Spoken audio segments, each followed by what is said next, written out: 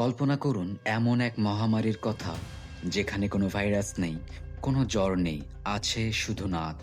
মানুষ নাচছে, কিন্তু আনন্দের জন্য নয়, বরং এক অদৃশ্য মরণ নেশায়। তারা থামতে পারছে না, তাদের পা রক্তাক্ত, শরীর অবসন্ন, কিন্তু মস্তিষ্ক যেন কোনো এক পৈশাচিক শক্তির কবলে।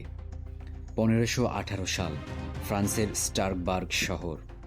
কোনো কারণ ছাড়াই শত শত মানুষ রাস্তায় নেমে নেচে নেচে মৃত্যুকে আলিঙ্গন করেছিল। আধুনিক বিজ্ঞান কি পেরেছে এই রহস্যের জট খুলতে, নাকি এটি ছিল কোনো ঐশ্বরিক অভিশাপ? আজ আমরা ফিরে যাব ইতিহাসের সেই অদ্ভুত এবং ভয়াবহ সময়ে। চোখে ছবি, কানে কথা, বসালো মেলা, জানা হবে, শেখা হবে সারা বেলা। ঘটনার শুরু জুলাইয়ের এক তপ্ত দিনে। ফ্রাউ ট্রফিয়া নামের এক নারী হঠাৎ স্ট্রাসবার্গের রাস্তায় এসে নাচতে শুরু করেন। কোনো গান নেই, নেই কোনো বাদ্যযন্ত্র, তবুও তিনি নাচছেন। 1 ঘন্টা, 2 ঘন্টা, এভাবে কেটে গেল পুরো 6 দিন। ভয়ঙ্কর ব্যাপার হলো, 1 সপ্তাহের মধ্যে তার সাথে যোগ দিল আরও 34 জন। 1 মাসের মধ্যেই এ সংখ্যা দাঁড়ালো 400-তে। নারী, পুরুষ, শিশু সবাই একই উন্মাদনায় নাচছে। স্থানীয় কর্তৃপক্ষ কিংকর্তব্য বিমূঢ় হয়ে পড়ল। এটি কি কোনো রোগ, নাকি শয়তানের কোনো আসর? তৎকালীন চিকিৎসকরা এক অদ্ভুত তত্ত্ব দিলেন। তারা বললেন, এটি কোনো অলৌকিক ঘটনা নয়, বরং এটি তপ্ত রক্ত বা হট ব্লাডের প্রভাব। তাদের নিদান ছিল আরও অদ্ভুত, নাচিয়ে তাদের সুস্থ করতে হবে। শহর কর্তৃপক্ষ রোগীদের জন্য বিশাল মঞ্চ তৈরি করে দিল। পেশাদার বাদক আর নর্তক ভাড়া করা হলো, যেন আক্রান্তরা বিরতিহীন নাচতে পারে। কিন্তু ফলাফল হলো উল্টো। ক্লান্তি আর হার্ট অ্যাটাকে প্রতিদিন গড়ে 15 জন করে মানুষ মারা যেতে শুরু করলো। তবুও তাদের পা থামছিল না। তারা আক্ষরিক অর্থেই মৃত্যুর কোলে ঢলে পড়ার আগ পর্যন্ত নেচেই যাচ্ছিল।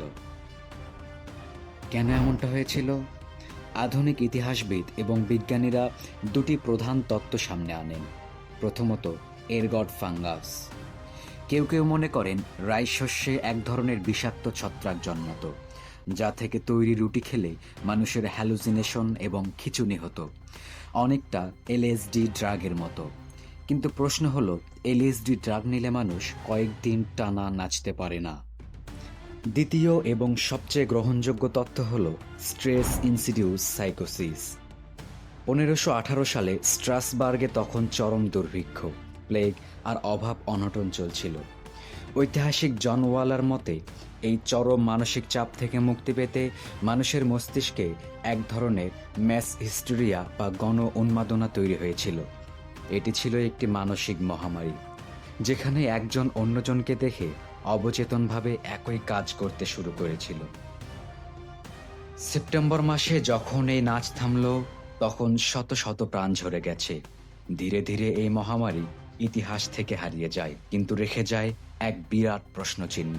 মানুষের মস্তিষ্ক কতটা জটিল হলে তার শরীরকে নিজের মৃত্যুর দিকে ঠেলে দিতে পারে? নাচিয়ে মহামারী কেবল একটি রোগ ছিল না, এটি ছিল সেই সময়ের মানুষের চরম অসহায়ত্বের এক নীরব চিৎকার।